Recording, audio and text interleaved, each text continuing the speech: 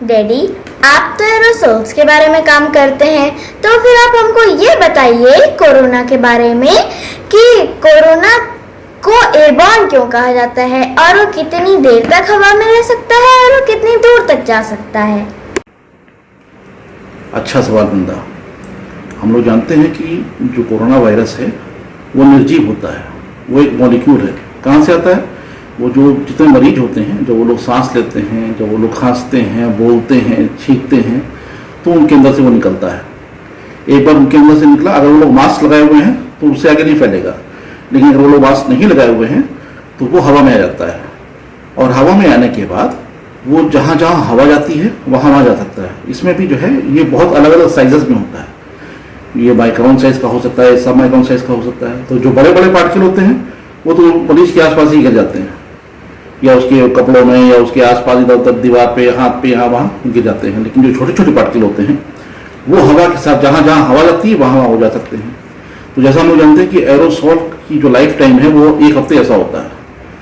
तो अगर 1 हफ्ते एरोसोल रह सकते हैं तो 1 हफ्ते ये मॉलिक्यूल भी अगर किसी एरोसोल की पीठ पे बैठ गया तो उनके साथ साथ उड़ के जा सकता है, हजारों किलोमीटर दूर जा सकता है वो इन प्रिंसिपल।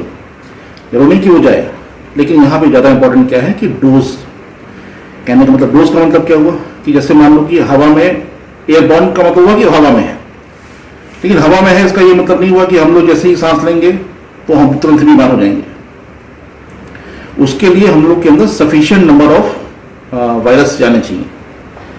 और वो सफिशिएंट नंबर तक कब होगा कि जब हमारे बिल्कुल आसपास या तो कोई हो तब हो सकता है, या कहीं बहुत सारे एक साथ हम लोग के पास पार्टिकल चल के आ जाए। अब एक साथ इतने सारे मॉलिक्यूल कहाँ से आ जाएंगे? ये तब हो सकता है हमारे आसपास जो है, हम लोग के अड़ोस पड़ोस में जो है कई सारे मरीज हों और वो लोग मास्क ना लगाए हों, और वो जो सांस ले रहे हों उनकी यहाँ से निकल के हम लोग के आ जाएं।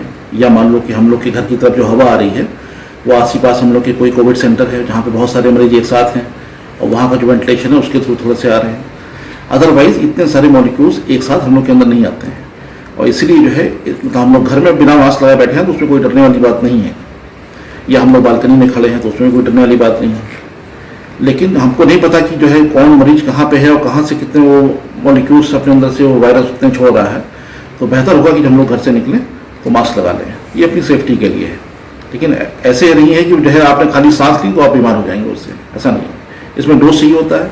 अच्छा, डोज की अगर संख्या की बात करें तो जो उसमें वायरल लोड होता है, जो मरीज होता है इसमें सुना होगा कि अलग अलग सबका वायरल लोड होता है, किसी का ज़्यादा वायरल होता है, किसी का कम होता है। तो जो वो लोग खांसते छींकते हैं तो उनसे जो वायरस निकल रहे हैं, तो हम लोग के पास अगर जो है वो सैकड़ों में आएंगे, सैकड़ों में, हजारों में, तब वो हमको इन्फेक्ट कर सकते हैं। 2, 4, 10 वायरस हम लोग के अंदर अगर हम चले भी गए तो अपने आप ही बराबर हो जाएंगे, उनका कुछ नहीं, मतलब उनसे कुछ नहीं होने वाला है। लेकिन अगर हम लोग किसी के साथ बैठे हुए हैं और उसको है और वो भी मास्क नहीं लगाए, हम भी मास्क नहीं लगाए हैं, तो वो जो भी एक्सहेल कर रहा है, जो अपनी सांस छोड़ से निकाल रहा है और हम सांस खींच रहे हैं, तो हमको बीमार होना तय है फिर उसके अंदर। तो इसीलिए जो है जो बोलते हैं जो एयरबॉर्न का मतलब यही हुआ कि वो हवा के थ्रू वो कहीं भी जा सकता है। अब ये समझदारी हमको रखनी पड़ेगी कि हम लोग के आसपास कितने मरीज हैं, उनका वायरल लोड किस तरह का है। तो सबसे अच्छा है कि मरीज लोग अगर जो है मास्क लगा के रहेंगे तो वो बहुत बचाव कर सकते हैं, और बाकी लोग भी अगर लगा के रहेंगे तो दोनों का बचाव हो जाएगा। डैडी, कोरोना में मास्क लगाना जरूरी कहा जाता है, और मास्क के कपड़े में भी तो छोटे छोटे छेद होते हैं, तो छेद के अंदर हवा जाएगी, हवा के थ्रू भी तो कोरोना हम लोगों के अंदर जा सकता है, तो मास्क लगाना क्यों जरूरी कहा जाता है? हाँ, ये भी तुमने अच्छी बात पूछी कि मास्क जो हमारा कपड़े का बना है उसमें तो छेद है, उस छेद के अंदर से वायरस नहीं निकल जाएगा? निकल सकता है।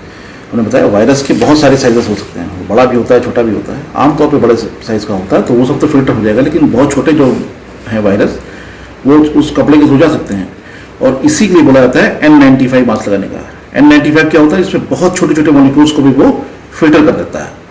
तो फिल्टर करने का मतलब क्या होगा कि तुम्हारे अंदर खाली हवा जा रही है, जो भी इसके अंदर पार्टिकल्स हैं या वायरस हैं वो सब फिल्टर होकर बाहर रह गए और तुम्हारे अंदर खाली हवा जा रही है।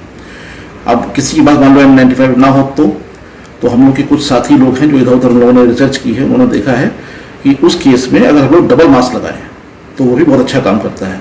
ये सब तब तक जरूरी है जब तक कि केसेस बहुत ज़्यादा है। कि जैसे जैसे केसेस कम होते जाएंगे तब आप खाली कपड़े का मास्क लगाएंगे तब भी चलेगा, लेकिन अभी चूंकि केसेस बहुत ज़्यादा है तो या तो डबल मास्क लगाइए या N95 मास्क लगाइए।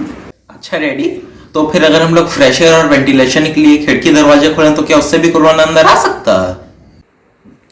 अब वेंटिलेशन वेंटिलेशन का मतलब क्या हुआ कि हम लोग अपनी खिड़की या दरवाजे घर के जो है वो खोल दें। उससे क्या होगा, जो बाहर की हवा है, फ्रेश एयर है, वो अंदर आएगी, जो अंदर की हवा है उसको मिला के साथ में ले जाएगी, वो लगातार सर्कुलेट होता रहेगा। तो मान लो घर के अंदर किसी वजह से कहीं कुछ वायरस आए हैं तो फ्लश आउट हो जाएंगे। यहाँ पे एक चीज़ हम लोग को ध्यान रखनी है कि मान लो हम लोग के अड़ोस पड़ोस में, हम लोग के घर की बगल वाली बालकनी बहुत पास में है, दूसरे की खिड़की बहुत पास में है और उसके घर में कोई केस है, तो उधर की खिड़की खोलना ठीक नहीं होगा, क्योंकि तब वहाँ वाला वायरस तुम्हारे यहाँ आ सकता है, तो उसको नहीं करना है। अदरवाइज अगर आपकी खिड़कियाँ दूर दूर हैं, दूर का मतलब क्या, यानी कि अगर 20 फीट 25 फीट इस तरह की दूरी है तो ठीक है, 5 फीट की दूरी पे 7 फीट की दूरी पे है तो वहाँ पे खोलना, अगर पड़ोस में कोई मरीज है तो वो ठीक नहीं होगा। तो वेंटिलेट का मतलब है कि अपने घर की हवा को फ्रेश एयर से रिसर्कुलेट करते रहना।